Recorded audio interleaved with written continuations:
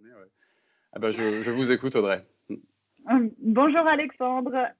Bonjour, Audrey. Je suis ravie donc de discuter avec vous. Alexandre Armajon, est-ce que je prononce bien? C'est ça, Arminjon. Donc vous êtes photographe français et on peut voir vos œuvres dans le stand de la galerie Voss. Tout à fait. Ma première question, c'est comment allez-vous, Alexandre, particulièrement dans le contexte actuel et la crise que nous connaissons? Cette crise est, oui, tout à fait inédite. J'ai la chance d'avoir eu de très bonnes conditions de travail pendant le confinement.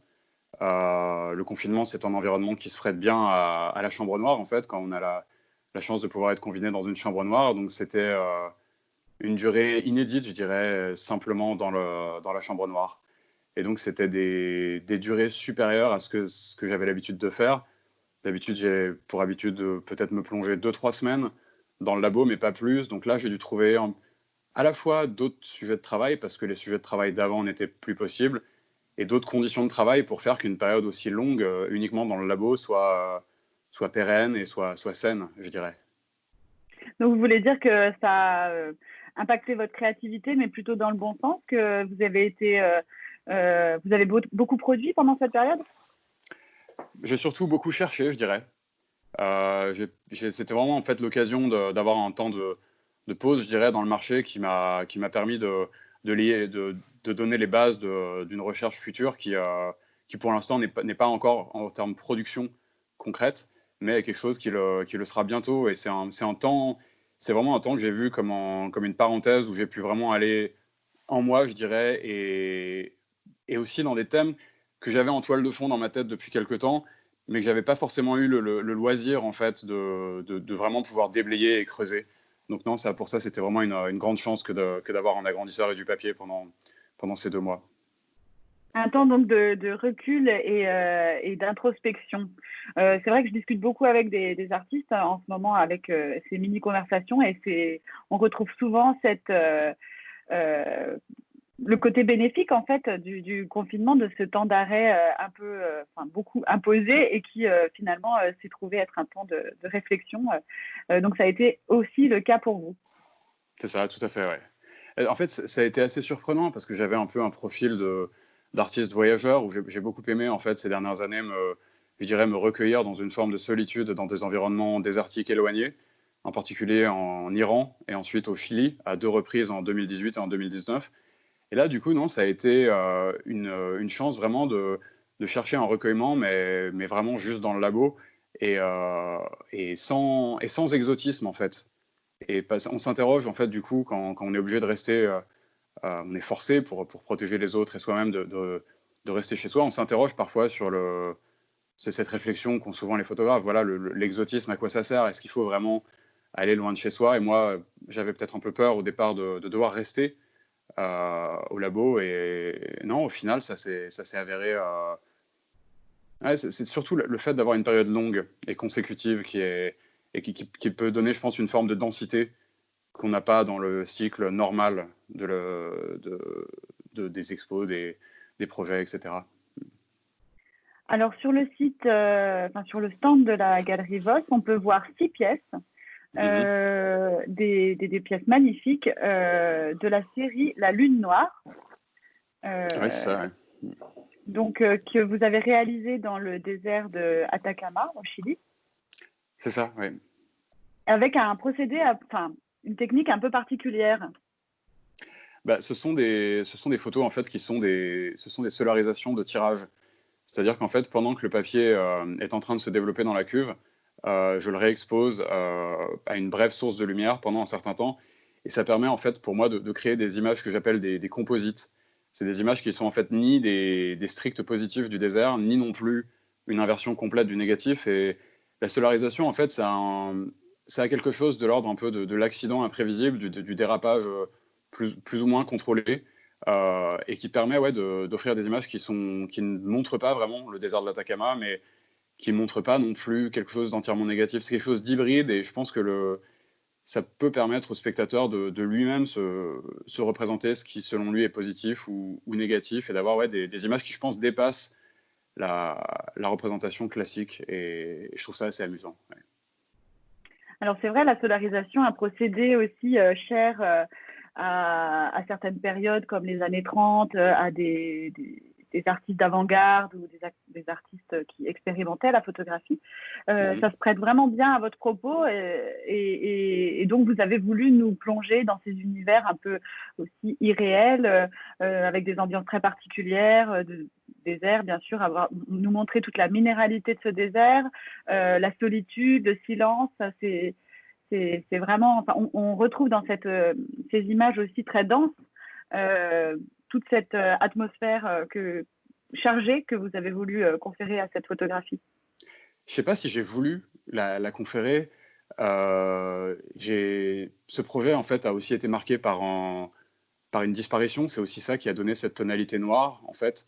Mais ce n'est pas une tonalité que les spectateurs voient forcément. Donc moi, oui, lors de mon premier voyage, connu un deuil vraiment dramatique et qui, en fait, moi, m'a donné personnellement une connotation émotive et a donné une connotation tout à fait personnelle, mais dans le détail de laquelle il n'est pas nécessaire de rentrer, en fait. Mais ça, ce qui est étonnant, c'est que c'est comme si vraiment le désert du Chili a été le théâtre dans Voyage intérieur, vraiment d'une expérience, je dirais, personnelle. Et c'est ça que vraiment la solarisation permet de faire. C'est-à-dire que le véritable voyage, il n'est peut-être pas à San Pedro de Atacama, très loin d'ici. Je pense que dans le cas de solarisation, il est vraiment dans le laboratoire, il est vraiment dans cette obscurité, dans ce processus imprévisible. Et ça, c'est en fait, vous dites qu'il a une forme de lourdeur, et c'est sûr qu'il il a une densité qui n'était pas toujours simple à traiter, mais qui m'a surpris moi-même. Ouais. Et je crois que c'est le premier projet que j'ai pu faire de véritablement poétique, et en ça, c'est un projet que voilà, qui était spécial, mais que j'ai eu beaucoup de ouais, je dirais, c'est pas du plaisir, mais enfin, ouais, j'ai essayé de le vivre de façon très entière, ouais. Et je suis très heureux d'avoir pu le faire. Oui, en tout cas, c'est vrai que j'ai employé les mots de charge aussi, et c'est vrai qu'à travers la solarisation, à travers ces petits formats, à travers des images très épurées, on peut avoir, je trouve, ce sentiment, en tout cas en tant que public, et j'espère que d'une manière virtuelle, ce ne sera pas trop complexe à avoir. Parce que, à mon avis, c'est quand même des pièces qui méritent d'être vues, des objets Ah, mais originaux c'est en tout sûr cas. que j'attache énormément d'importance à la pureté et à la qualité de l'artefact physique. Donc, ce sont des tirages sur papier argentique à ton chaud que j'ai viré au carbone. Donc, c'est un procédé qui permet non seulement à travers le carbone de montrer la minéralité du désert, mais ce que j'aime bien aussi, c'est que c'est une pure vanité. Hein. Ça n'a vraiment pas d'autre justification qu'une vanité, mais je suis très attaché à l'idée de faire des pièces très durables, très pures, très propres. Et le carbone, ça permet une durabilité qui est parmi les plus grandes, hein, sur les procédés argentiques conventionnels. Et ouais, c'est sûr que c'est certain que j'y mets beaucoup de soin et que forcément un écran Mac n'est pas optimal, mais quand même, c'est quand même. Je pense que évidemment cette foire virtuelle reste virtuelle, mais c'est aussi l'occasion d'autres échanges comme celui qu'on a maintenant. Et je pense qu'il faut essayer aussi de prendre ce que cette virtualité a de positif et qu'elle permet peut-être de connecter des personnes qui n'auraient pas autrement été à la foire.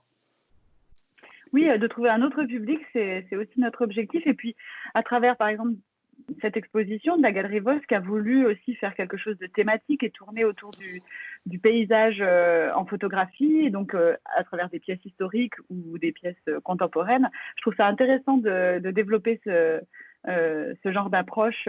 Ça permet aux visiteurs aussi d'être tant dans la découverte que aussi de revoir des choses que peut-être ils connaissaient déjà. En tout cas, on est très heureux de pouvoir présenter cette série. Quel projet avez-vous pour les mois à venir? Des expositions, des productions? Je participerai l'an prochain à une exposition collective à la Bibliothèque nationale autour de la matérialité et de l'immatérialité de la photographie.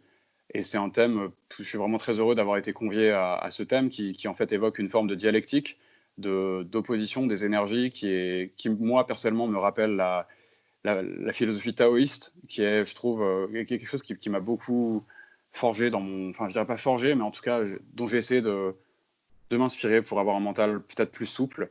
Et donc c'est ça, l'équilibre des énergies, la matérialité et l'immatérialité, c'est le positif, le négatif, vu comme un équilibre. Donc, je participerai à ça. J'ai pour projet aussi un projet un peu nouveau, toujours quelque part autour de quelque chose de spirituel, mais cette fois une spiritualité plus chargée de notre héritage culturel, parce que ce que j'ai cherché au Chili, c'est quelque chose de très dépouillé, de très sauvage. Et là, je réfléchis peut-être plus en ce moment aux repères culturels, à nos icônes, à ce qui nous a, à comment est-ce que notre culture façonne je dirais notre matrice mentale. Et enfin, pour finir, je vais prochainement ouvrir à Paris, dans le Marais, une chambre noire partagée qui proposera des expériences et des rencontres autour de la photographie argentique, afin, vous voyez, de peut-être mieux montrer au public, voilà, qu'est-ce que ça veut dire développer ses photos, qu'est-ce qui fait un photographe qui développe ses photos, et de proposer des échanges autour d'un véritable labo, hein, d'une véritable chambre noire.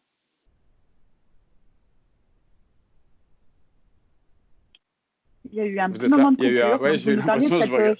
cette chambre noire dans le Marais. C'est très intéressant. Mais je vais Excusez-moi, peut-être vous me pouviez répéter alors, reformuler la phrase. comme ça vous pourrez reprendre au montage. Alors, non, je disais que enfin, comme au dernier projet, je vais bientôt ouvrir une chambre noire d'artistes partagés dans le Marais. Je ne peux pas encore vous en dire beaucoup, mais c'est un lieu qui proposera des expériences et des rencontres autour de la photographie argentique en noir et blanc.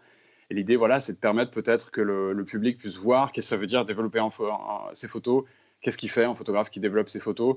C'est pas forcément un lieu d'apprentissage, mais plutôt de partage, une plateforme autour du labo en noir et blanc. Beaucoup de projets, donc c'est très intéressant d'avoir aussi. Enfin, on comprend que vous êtes autant attiré par la technique, le rapport au tirage et à la fois une vision très très poétique et spirituelle. Enfin, merci beaucoup pour Ce que cet échange. j'ajouterais, c'est que oui, dans le cadre de cette plateforme, j'essaierai de proposer quelque chose qui va vers plus de diversité, pour peut-être recruter des assistants qui viennent de milieux qui ne sont pas forcément proches du monde parisien du Marais, pour essayer, voilà, d'un petit peu ouvrir les frontières et faire dialoguer des milieux qui peut-être dialogueraient difficilement dans un contexte de crise qui, je pense, un des challenges pour les artistes, c'est que c'est une crise qui, je pense, va se traduire par une hausse des inégalités. C'est une crise qui va profiter aux riches. Et je pense que je dirais pas qu'il faut lutter contre ça, mais il faut absolument rester ouvert. Il faut absolument que les gens se parlent et se parlent de plus en plus, quel que soit leur milieu, leurs appartenances, quelles qu'elles soient.